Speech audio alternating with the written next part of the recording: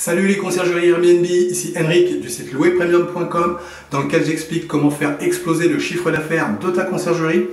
Aujourd'hui, on va voir que Booking.com c'est nul. C'est parti.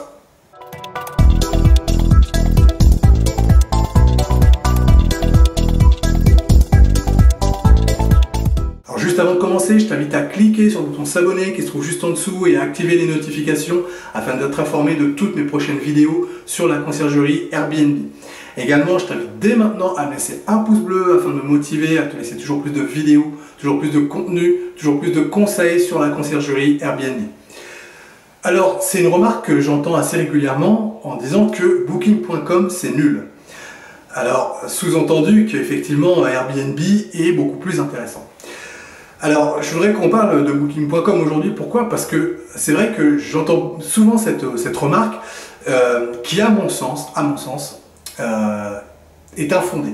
Alors pourquoi? Parce que c'est vrai qu'aujourd'hui, sur la location courte durée et les différents sites de réservation, on a un choix qui est quand même assez important en termes de sites. Pour autant, en France en tout cas, il y a quand même deux sites qui sont à mon sens incontournables. C'est bien évidemment Airbnb et Booking.com. Donc c'est deux sites qui sont totalement incontournables parce que ils sont vraiment deux gros apporteurs d'affaires pour ta location courte durée et pour ta conciergerie. Et à mon sens, tu peux pas te passer de l'un ou de l'autre. Ils apportent tellement de chiffre d'affaires que voilà, ça serait une hérésie. Ça serait vraiment, comme je dis souvent, une erreur stratégique majeure de se passer de l'un ou de l'autre. Alors, au-delà du fait qu'ils apportent beaucoup de chiffre d'affaires tous les deux, ça te permet aussi d'avoir deux sources de clients différents. Parce que si tu fonctionnes que sur Airbnb ou que sur Booking, et qu'une décision est prise à un moment donné sur la plateforme que tu utilises uniquement, eh bien tu vas subir de plein fouet les décisions qui sont prises. Et tu te doutes bien que les décisions qui sont prises, ça sera des choses qui ne seront pas en ta faveur. Donc du coup, il faut vraiment que tu aies deux sources pour justement pas subir de plein fouet toutes ces décisions qui peuvent être prises à un moment donné. Et c'est pour ça qu'à mon sens, Booking est indispensable dans le fonctionnement d'une conciergerie.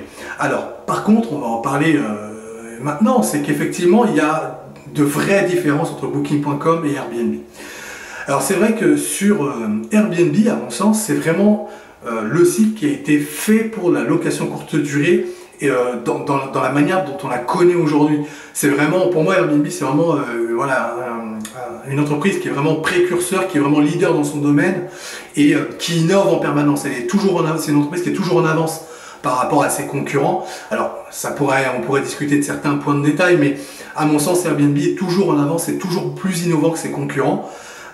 Tout simplement parce que je pense qu'ils ont bien compris aussi le business de la location courte durée.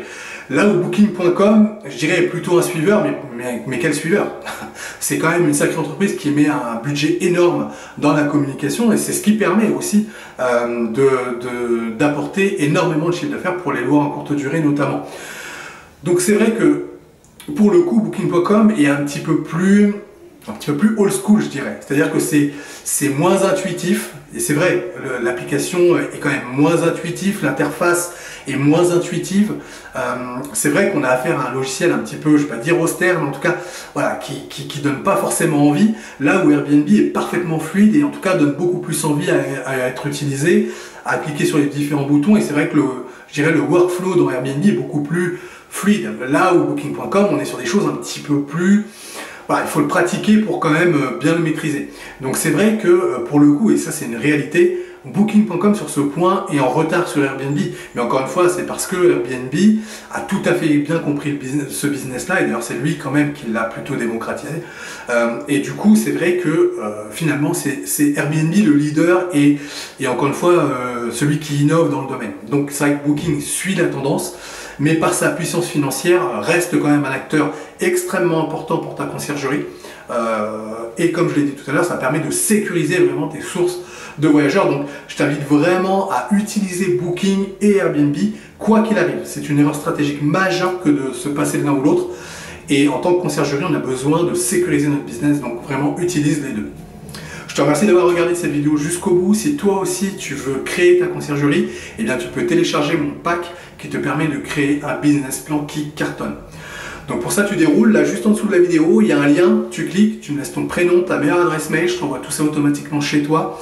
Donc ce pack, il contient un document Word qui est la formalisation de ton business plan. Donc c'est un document qui est pré-rempli, tu n'as plus qu'à le compléter avec tes éléments. Également, tu trouveras un fichier Excel qui sera la projection financière sur les 3 prochaines années pour ta conciergerie.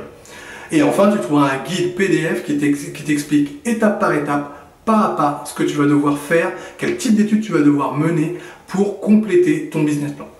Bon, le mieux, c'est que je te laisse cliquer sur le lien qui se trouve juste en dessous et je te retrouve tout de suite de l'autre côté.